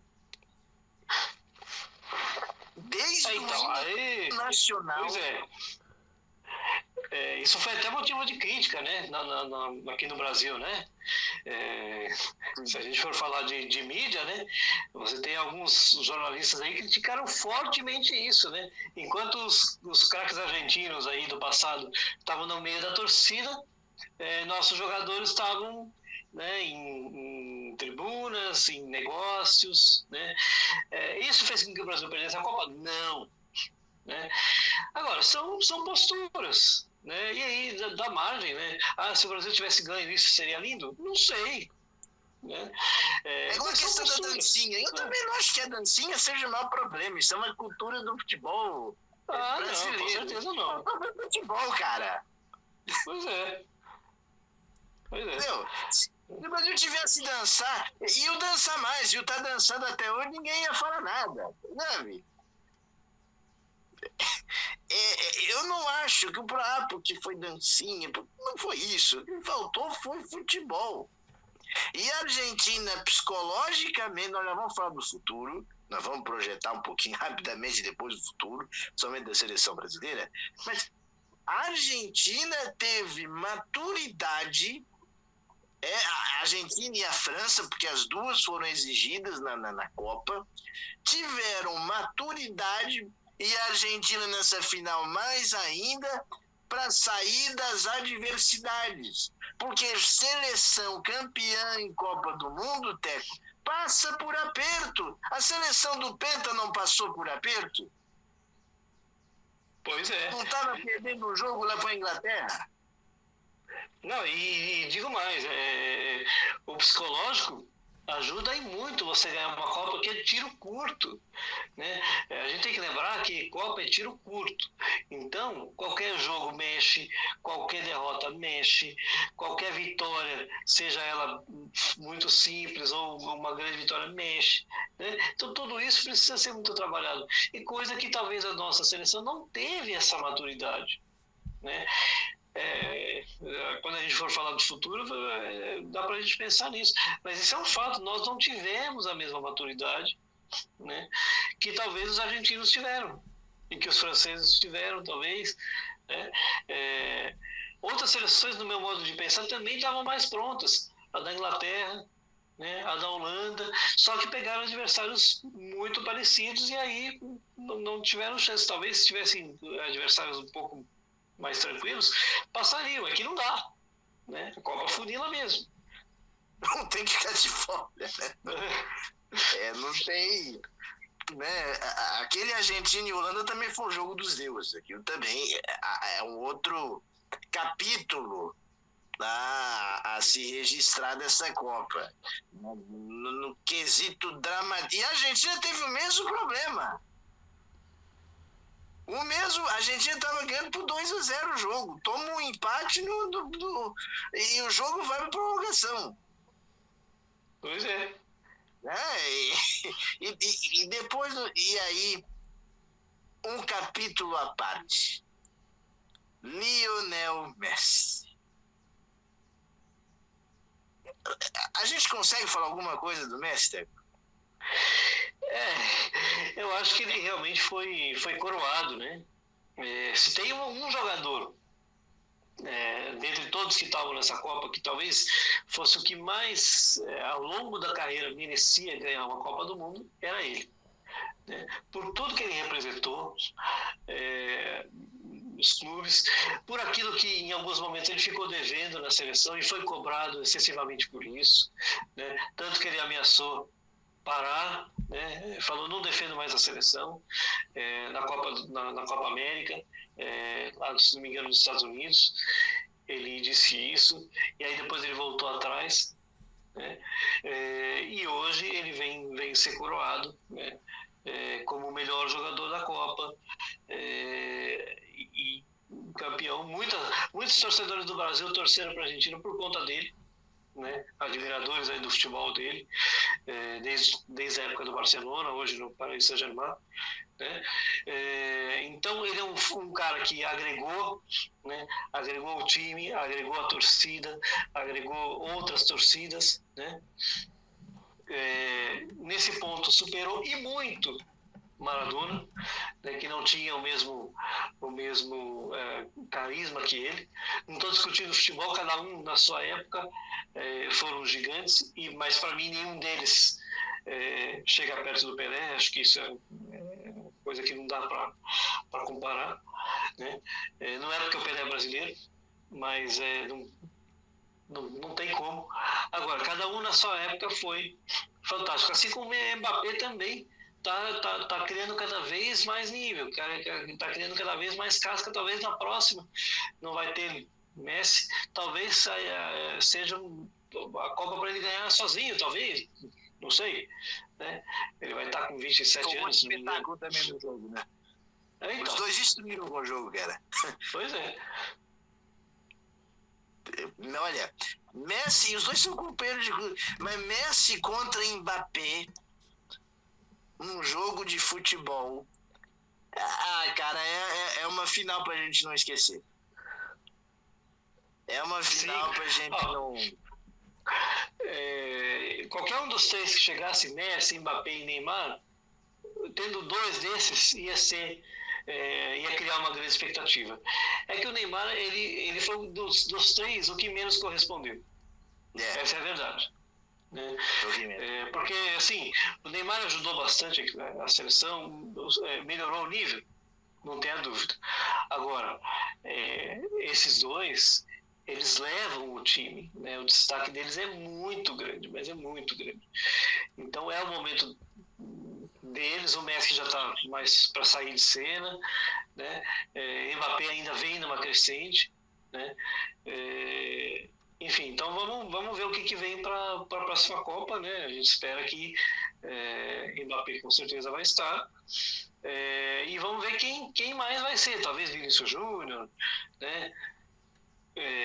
Algum outro, enfim. Será Hendrick? Será que vai estar nessa equipe? Enfim, vamos pensar nisso. Nós vamos projetar. O próprio Messi disse que não é a despedida da seleção argentina, mas acho que Copa foi a última, pelo que ele... sempre tem mudança de ideia, mas não sei se é o caso do Messi. Então, porque daí ali ele vai estar com 39, né? Então, assim, talvez para compor o elenco, eu não descarto, depende da condição física, né? Agora, para ser o cara da equipe, foi essa. Essa era a última chance dele. Mas vamos lá, Teco. Grande jogo, Argentina campeã, acho que mais do que merecido, porque foi uma seleção que soube encarar as dificuldades que a Copa oferece.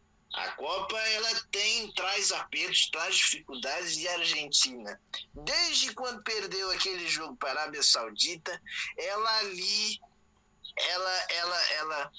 conseguiu se reerguer e deu no que deu, né? Com todo esse drama, mas a Argentina merecidamente tricampeã do mundo.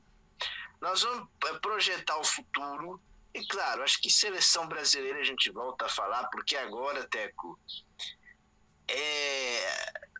toda especulação, a gente sabe, o Tite já não ia continuar.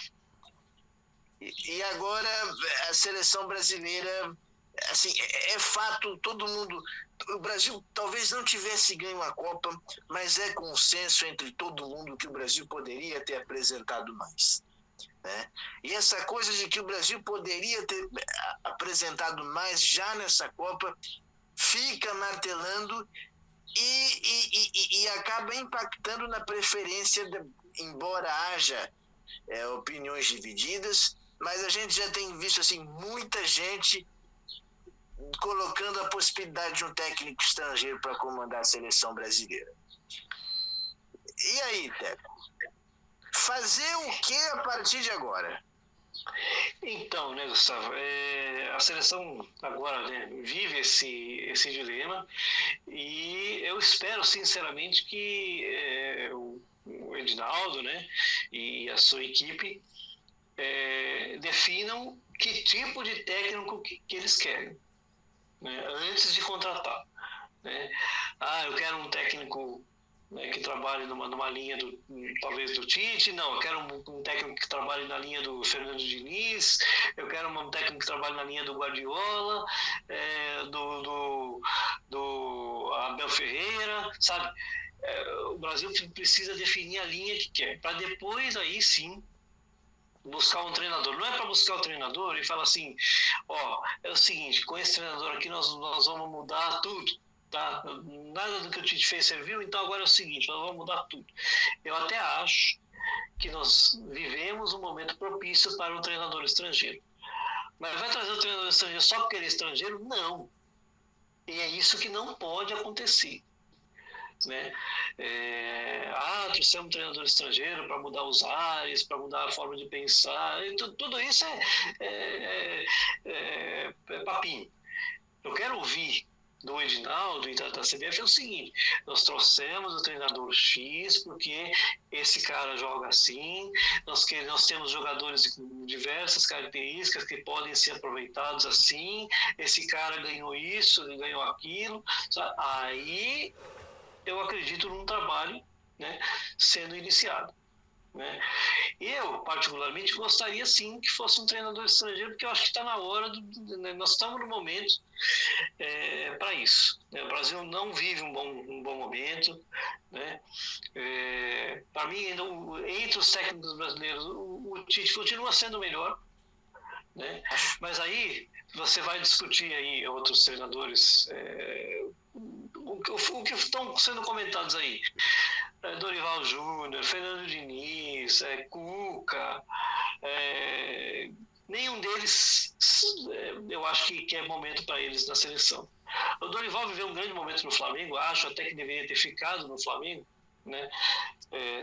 Não achei correta a atitude da diretoria, mas enfim, não vamos discutir isso aqui, mas não vejo o Dorival, né, preparado para assumir a seleção brasileira.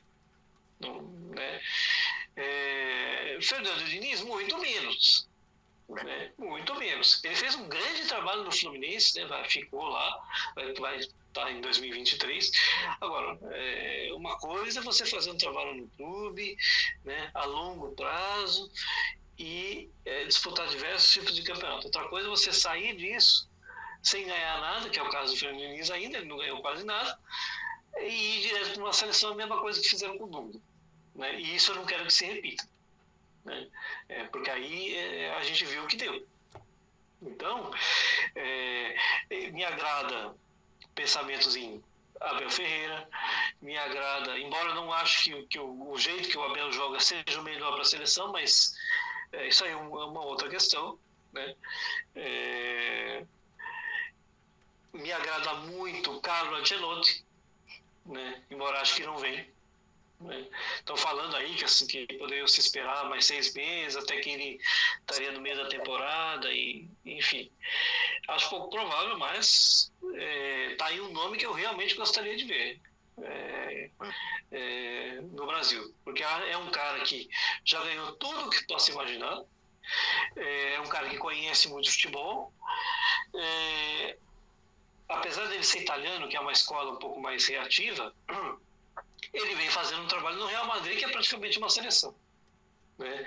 E aí Vinícius Júnior e Rodrigo podem confirmar o trabalho dele. Né? Que não me parece um trabalho reativo. no Real Madrid. Então, se ele faz isso no Real Madrid, ele pode fazer muito bem isso no Brasil. Essas seriam as minhas preferências, né? Se o Cuca, por exemplo, estivesse num momento melhor, eu até acho que ele tem conhecimento de futebol para estar lá. Mas o Cuca não vive um bom momento. Acho que o problema do Cuca não é nem conhecimento, então, acho que é um problema emocional, né? O Cuca, ele tem esse problema emocional, tem aquela questão fora de campo que atrapalha, né? Enfim. Agora, o Ancelotti, eu sinceramente, eu esperaria. Mas é esperar para negociar. Assim, se a ideia... Eu esperaria, e vou dizer o seguinte, por quê? O Brasil agora, no começo do ano, quem são os amistosos que o Brasil vai ter? A Somália? Acho que é só março e abril ali, 2 amistosos. Março e abril, pequenos, depois... Né, então. E começa uma eliminatória que todo mundo vai classificar, gente. Porque se o Brasil, né, agora que com 48 seleções, vai aumentar o número. Vai 7 aqui da América do Sul, vai quase todo mundo. Somos em 9, não é isso? Somos em 9 e vamos classificar 7. Se o Brasil ficar fora, então nós vamos embora, né? Então nós vamos para outro... eu vou virar como comentarista de hockey aqui. Porque não vai... olha, não vai acontecer. Por isso que eu esperaria. Agora, é uma decisão, obviamente, da CBF, e a gente também não pode enganar o torcedor, porque o Ancelotti tem contrato até 24 com o Real Madrid. Então a questão não é tão simples. Agora, é um nome que conhece brasileiros. Assim, eu acho que seria uma contratação de peso e que poderia agregar em muito a seleção brasileira. Seria um movimento, eu tenho insistido, um movimento fora da curva. E mesmo que ele não venha, eu acho que a CBF tinha que fazer algo fora da curva. Bater na mesa, dizer que a seleção brasileira é a maior do mundo e agir como tal. Se ele vai vir, a gente não pode enganar o torcedor. Não é simples. Agora, eu acho que a tentativa deveria haver. Não sei se você esperaria, até que avaliaria. Então, o problema é o seguinte, como eu falei antes, a CBF precisa deixar bem claro, talvez não queira falar para nós aqui, mas deixar claro internamente que tipo de treinador ela quer, para daí depois sim, nós queremos um cara com o perfil do Ancelotti. Então, ok, nós vamos esperar o Ancelotti? Aí é uma decisão interna, que aí não cabe nem criticar, porque eu não vejo nenhum problema em esperar, pelo menos para fazer a proposta. Aí, não aceitou, inviável, ok. Tá bom, não vem o Ancelotti, nós vamos trazer quem então? Quem mais tem essa mesma linha de atuação? Né? É brasileiro? É de fora? Vamos realmente sair? O Zidane... Eu até gosto da linha que ele trabalhou no Real Madrid, mas também não vive um bom momento, isso me preocupa. Né? E não sei como é que ele trabalha o ambiente. Né? Principalmente num país onde se critica muito o treinador. Né? Muito mais do que ele está acostumado. O Ancelotti não. Ele já está acostumado. Então, o Ancelotti está muito acostumado com a porrada do dia a dia. Né? O Zidane já acho que não. Né? Então não sei se seria olha, um cara que eu estudaria, pelo menos conversaria, ele, né, a gente já falou aqui, foi uma das decepções da Copa, mas eu queria ouvir o que ele tem para dizer, é o técnico da Bélgica, né, que eu acho ele bastante interessante. Então, o Martínez, né, é um cara que me chama a atenção, né, teve dificuldades ali com a Bélgica, mas ali para mim não foi ele, talvez o responsável, ali foi uma questão de jogadores, de clima, de entre safra, Né? É uma conjuntura muito complicada. Né? Então. Pois é, porque ninguém vai muito tão bem numa Copa como ele foi na outra e tão mal na outra sem uma justificativa. Né? Então era um cara que eu ficaria de olho. Né? Gosto também do Antônio Conte, que está acho que no futebol inglês, gosto bastante dele. Né? Também um cara interessante. Enfim, agora, é isso. A CBF precisa primeiro definir o que quer, para depois ir atrás do treinador. Vai trazer o André Sanches para ser o diretor de futebol? Não sei. Mas se trouxer ele, define com ele. Vai trazer outra pessoa? Ninguém sabe. Porque o Caio cravou que era humano. Não vejo também o Mano preparado num bom momento para isso. Ele fez um bom campeonato contra o Inter, mas daí a mudar o futebol que a seleção brasileira vai apresentar, não vejo ele essa pessoa. Também não vejo, tá? Para quem está nos acompanhando, é o seguinte, o Mano, eu já antes aqui no nosso programa, eu tinha feito essa análise de que se o Brasil ganhasse a Copa, o mercado ia estar, o clima estaria muito mais favorável para técnico brasileiro. Foi a gente colocou os dois cenários aqui. A gente já viu de tudo na CBF, né? Para quem já teve Lazzaroni como técnico da seleção brasileira. Já tivemos Lazzaroni, já tivemos Dunga.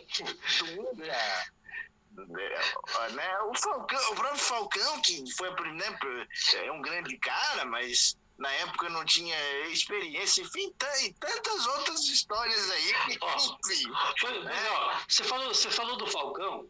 O Falcão, ele estava despontando na época, ele tem, né, muito conhecimento do futebol, mas o Falcão, ele era o Fernando Diniz de hoje. Por isso que eu não vejo fundo, né?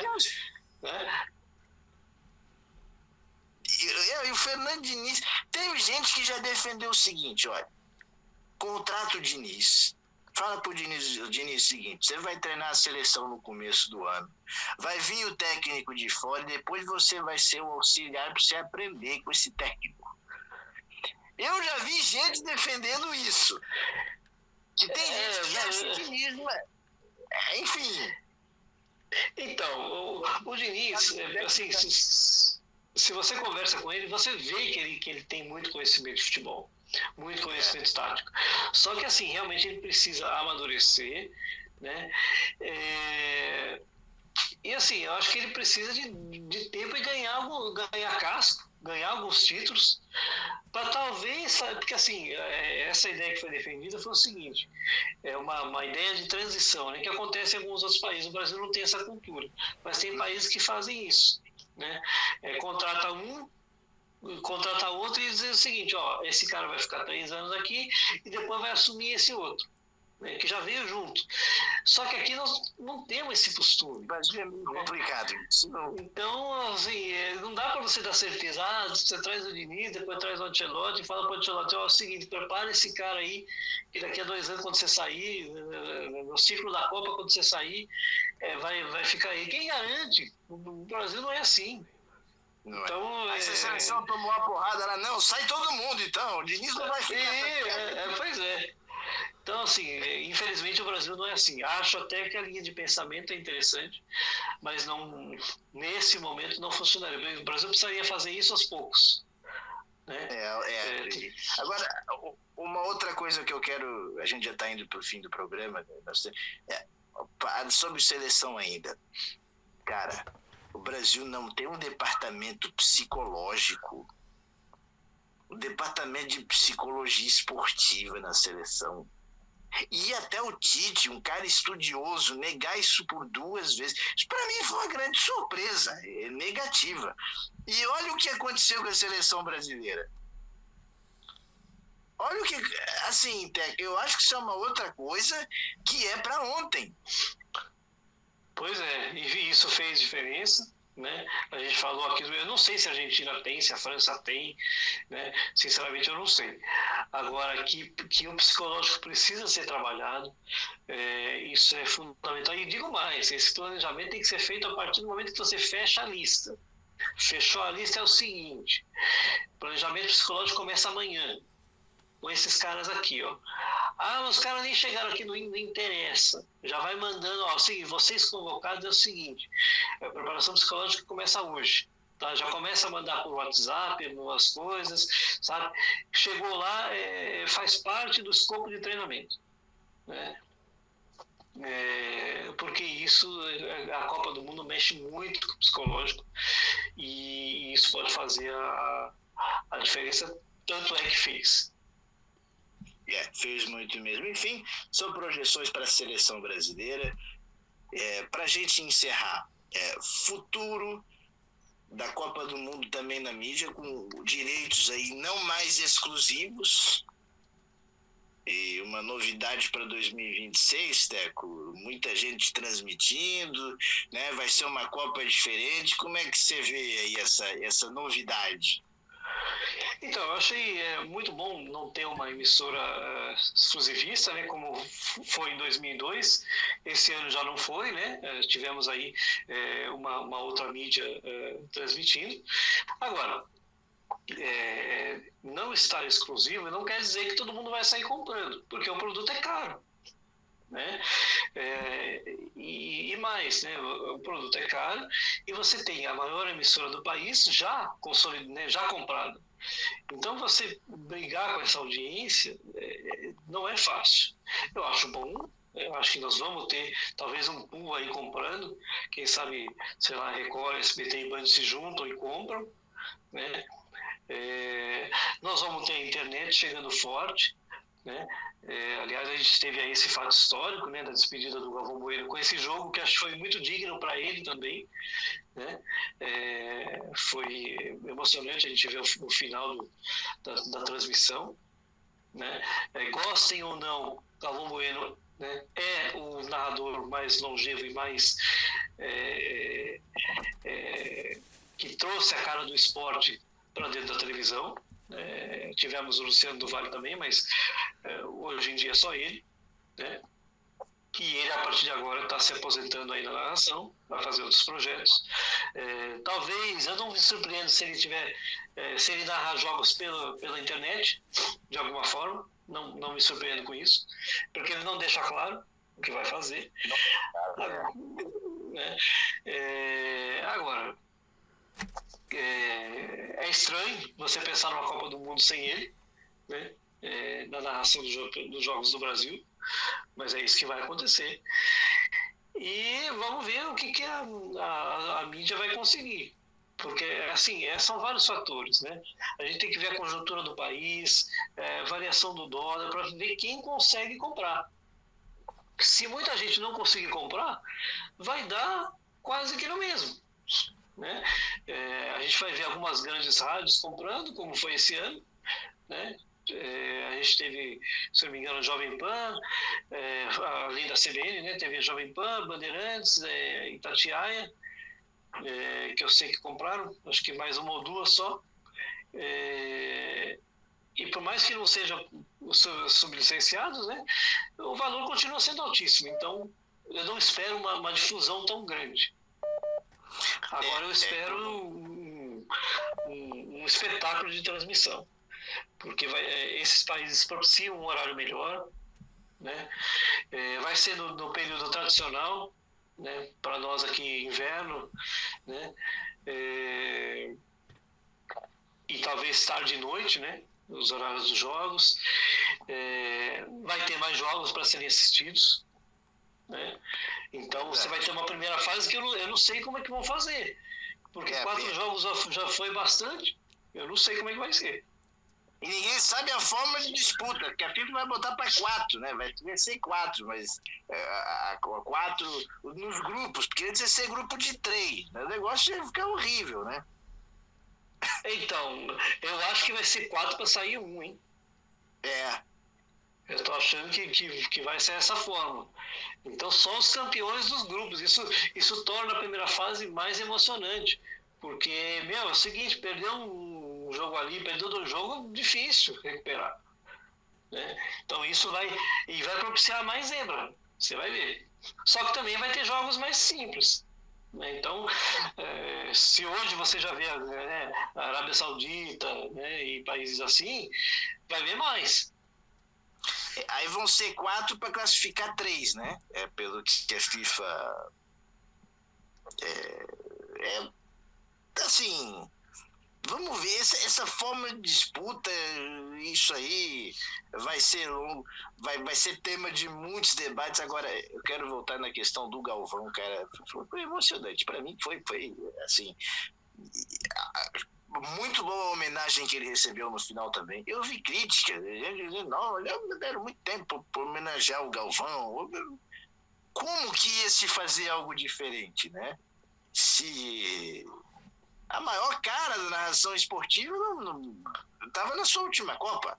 Tá nessa, né? Não sei, quem sabe ele muda de ideia. Galvão ele não sabe, mas né, essa na TV aberta oficialmente foi essa despedida dele. Então, acho que mais do que justo, né, Teco? Mais alguma consideração, meu caro? Não tenho dúvida, acho que foi mais do que justo, acho que ainda vem mais coisa por aí. Infelizmente o documentário sobre ele vai estar só disponível no streaming, né? Que eu lamento um pouco, quem sabe depois eles mudem de ideia e comecem a picar ele para dentro da TV aberta, porque é uma coisa que merece ser assistida. Mas gostem do Galvão ou não gostem, né? Tem muita gente que não gosta e é normal isso. Não estamos aqui para né, ser aí puxar saco de ninguém, mas não tem como não reconhecer o trabalho que ele fez ao longo desses 45 anos na narração, e agora vai mudar o escopo, né? E eu acho que a Copa ela foi muito bacana, em termos de tecnologia, né, evoluiu muito, a gente espera que a tecnologia evolua ainda mais, mas que a arbitragem aprenda a interpretar melhor. A gente ainda teve problemas de interpretação, mas nenhum erro crasso, né? Assim, de direito. Até o Brasil contesta muito isso, né? A arbitragem no jogo da Croácia, mas isso não teve nada a ver com a tecnologia.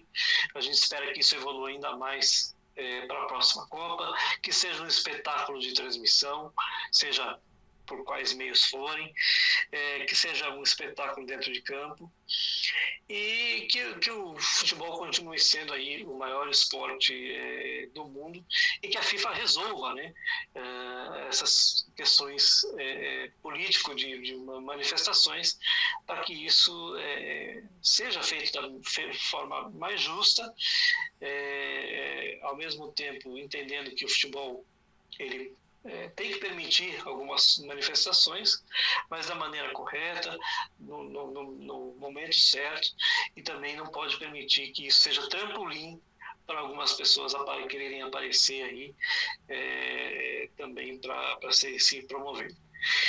Então é isso, Gustavo. Muito prazer em participar mais uma vez aqui no Galera Mix, né?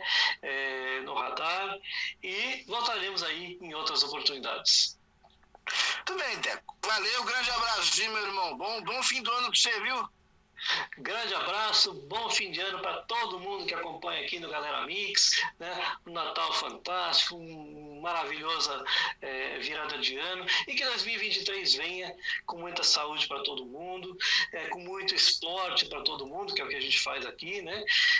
Que os nossos clubes vão bem aí na temporada, tem muita coisa aí para acontecer no próximo ano aí, em termos de esporte. E lembrando, né, que tem a Copa do Mundo feminina, né? Ela vai ser na Austrália, a Globo vai mostrar nas madrugadas, mas é isso aí, fazendo também um comentário sobre a participação, né, feminina aí na Copa do Mundo, muito bacana, né? Tivemos comentaristas, narradoras, né? Tivemos esse fato histórico da Renata Silveira narrando também, na TV aberta. Achei muito bacana darem para ela a semifinal, a disputa do terceiro lugar, perdão, para ela fazer, uma homenagem muito justa. E a gente teve também a primeira árbitra mulher, né? Inclusive com a Neuza Bach, para você que é de Santa Catarina aí, seu estado representado aí pela Neuza Bach na arbitragem da Copa. A gente espera que isso seja mais frequente ainda para as próximas Copas, né? E que a Copa Feminina seja um grande sucesso como foi a anterior. Então é isso aí, gente. Feliz Natal e feliz Ano Novo para todos. Um grande abraço. Valeu. Ótimo Natal para você também, grande Ano Novo, grande Teco Barbeiro, seja um 2023 maravilhoso para você e é lógico para a galera que nos acompanhou. Muito obrigado a você que nos acompanhou até agora, o nosso especial de Copa do Mundo. E, enfim, você que acompanhou o nosso radar, valeu pelo carinho, valeu pela audiência. Não deu para a nossa seleção brasileira, mas a Argentina foi campeã e numa Copa bastante interessante, uma Copa espetacular. E daqui a 4 anos tem mais, ou 3 anos e meio, afinal de contas volta para metade do ano. 2023 de fortes emoções, com muitas competições, muito esporte. E é lógico que a gente vai estar acompanhando. Gente, obrigado. Grande Natal, um Feliz Natal, um excelente 2023, saúde e paz sempre. Um grande abraço para você. Se inscreve aqui no canal do Galera Mix no YouTube, deixa o seu like, ativa o sininho e venha com a gente, tá bom? Boas festas, cê tá na rede, é gol!